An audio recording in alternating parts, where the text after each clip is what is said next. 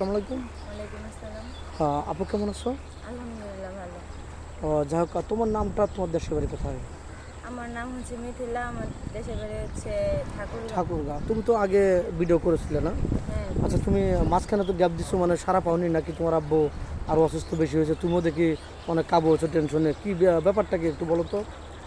না, আমার আব্বু অনেক অসুস্থ ছিল, এই কারণে আমার আব্বু যে বলাই তো হয়েছিল মিডিয়াতে জি যে জি আমার জি। আব্বু গাড়ি অ্যাক্সিডেন্ট করছে। আচ্ছা তারপর অনেক অসুস্থ হয়ে পড়ছিল, তো অত দূর থেকে আমার তো আর আসা যাওয়া সম্ভব না, আচ্ছা তাই না? অনেক খরচ, এই কারণে আমি আর আসি না। এতদিন পরে আমি আসছি, তো আবার আপনাদের কল দিছি, আপনাদের মাধ্যমে এখানে এখন আসছি। আচ্ছা। যাই হোক, তোমার ফ্যামিলিটা এই কতদিন, এই কয়েকদিন কীভাবে চললো, মানে চললো কার উপরে? আমার কেমন? মা বাসা বাড়িতে কাজ করছে, কাজ ওর- করে আর কি আমাদের। ওটার উপরে ডিপেন্ড করে চলছে নাকি? তোমার হাত কেটে গেছিলো, হাতকে ঠিক হয়েছে? না, এখনো এরকম ভাবে ঠিক হয়নি, ওর ফুল মোটামুটি ঠিক হয় না, মোটামুটি আর কি চলার মতো। হ্যাঁ। যাই হোক, তুমি কী ধরনের স্বামী চাচ্ছ বলো তো? আর তোমার বয়স কত? আমার বয়স হচ্ছে 21 বছর। আচ্ছা, 21 শেষ। আচ্ছা, বয়স কত লাগবে? 30, 35, 40?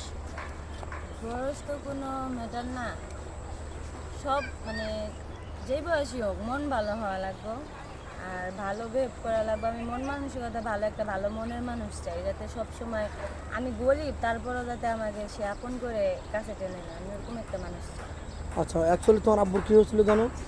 রিক্সা চালাতে যায় অ্যাক্সিডেন্ট হয়েছিল হ্যাঁ, নাকি? রিক্সা চালাতে যায় রোড অ্যাক্সিডেন্ট হয়েছে। ও, এখন তোমরা 3 বোন, কোনো ভাই নাই তো?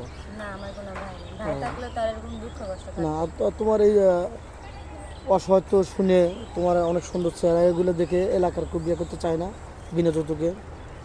বিনা যৌতুকে চেহারা তোর বাদ দিব না ভাই, টাকা ছাড়া দুনিয়া চলে না, বুঝতে পারছেন? এখন জি। টাকা থাকলে এখন কানা লুলা ন্যাংরারও সবাই বউ করে নিব বলে, মানে আমার টাকা নাই দেখে, আমার বাবার টাকা নাই দেখে যত সুন্দর চেহারাই হোক কেউ তো আর এতই করবো না। আচ্ছা, তুমি তো মুসলমান না? হ্যাঁ আমি বুঝতে- নামাজ কালাম তো পড়া হয়। হ্যাঁ। আচ্ছা, কোনো প্রবাসী ভাই, তার একটা স্ত্রী আছে অসুস্থ, দীর্ঘদিন যাবত অসুস্থ, তারা একটা বউ লাগবে, কিন্তু দুটো ওয়াইফকে চালাতে পারবে, সেই ক্ষেত্রে তোমার কোনো আপত্তি থাকবে? না, সে যদি আরেকটা বিয়ে করে যদি দুজনে রাখতে পারে, কোনো ঝামেলা না করে, তাহলে তো আমার কোনো সমস্যা নেই। তোমার কোনো আপত্তি যদি নেই না? তার বউয়ের সম্মতি থাকে তাহলে তো আমার কোনো সমস্যা নেই। আচ্ছা, স্বামীর সাথে যেমন আমাদের চ্যানেল থেকে তোমাকে একটা সারা হইলো বা বিয়ের সাথে হয়ে গেল, তার সাথে 2-4 মাস কথাবার্তা বলে আবার 2-4 লক্ষ টাকা কাবিন তুলে আবার তার সাথে প্রতারণা করবে না তো? এরকম কিছু করবে কিনা? আমি এত দূর থেকে তো আর প্রতারণা করার জন্য আসি না, আর আমি গরিব ঘরের সন্তান, কষ্ট কি জিনিস সেটা আমি ভালো করে জানি, আর আমার কারোর সাথে দুই নম্বরই করার আমার নেই, ইচ্ছা আ- নেই। আচ্ছা, তুমি আগের থেকে অনেক কাবু হয়েছো, কোনো টেনশন ফিল করো, মানে কোনো? কারণ আমি চাই না যাতে আমার সাথে কেউ দুই নম্বরই করুক, আমি কারোর সাথে দুই নম্বরই করি, আমি বুঝতে। এরকম মানুষ চাই না, বা আমি আচ্ছা ওরকম করতেও চাই না। আচ্ছা, তুমি কি আদৌ ফোন কিনেছো? না, ফোন কেনার সামর্থ্য তো আর আমার নাই, অনেকজনই তো আর অনেক আশা দিছিল, কেউ তো আর করেনি। কেউ দায়িত্ব নেয় না, শুধু না, এমনি কথা বলতে চায়, কিন্তু আগায় আসে দায়িত্ব না। কেউ নেয় না নাকি?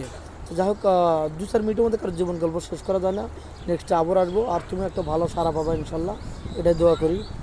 মেয়েটা কোনো ফোন নেই, আমাদের ইউটিউব চ্যানেল কর্তৃপক্ষ নাম্বার দেওয়া থাকবে, কেউ ভিডিও কল দেবেন না, ভিডিও কল দিলে ব্লক করতে বাধ্য হবো। ভালো থাকবেন, সুস্থ থাকবেন, এই বলে শেষ করি।